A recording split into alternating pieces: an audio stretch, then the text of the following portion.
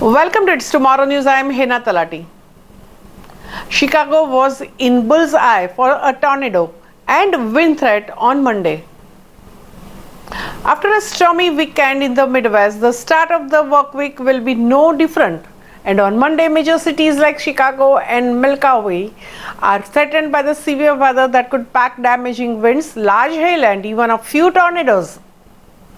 13 million people were included in the Storm Prediction Center's level 3 out of 5 risk of the severe weather.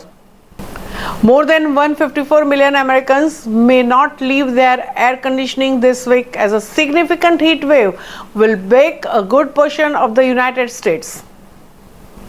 Heat advisories are in place for the Northeast, Mid-Atlantic and Florida. At the same time, the central United States joins in on the sweaty situation with the triple-digit feel-like temperatures forecast as the West continues to swelter in the deadly conditions.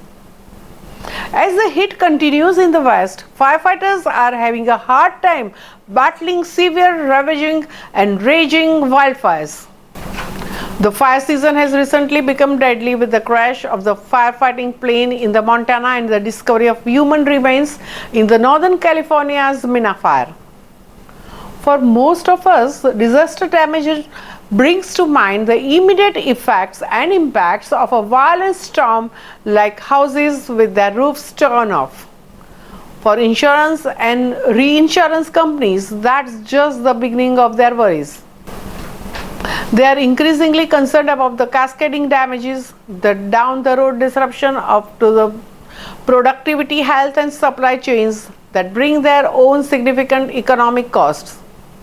Such costs are felt through the variety of the channels, including power loss, the loss of work days, productivity, property damage, and higher insurance premiums. Hurricane Beryl is a perfect illustration of why concern is growing, and the Beryl ripped through the Texas last week and dropped up to 15 inches of the rain in some areas, causing flooding. Storm winds knocked out the power over 1.3 million households and the businesses largely in the Houston areas.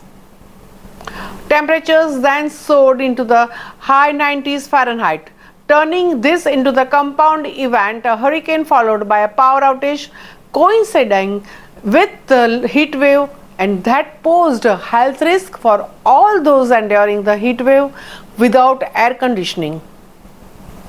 Cascading effects are not new, of course.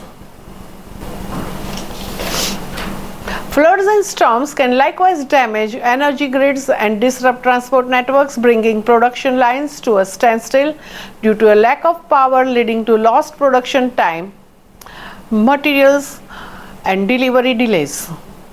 If the critical infrastructure and supply chains are affected, damage accumulation can be significant. And that's all for now. For more news updates, stay tuned with us. It's Tomorrow News. For more global weather updates like this, subscribe to our channel and hit the bell icon for regular updates.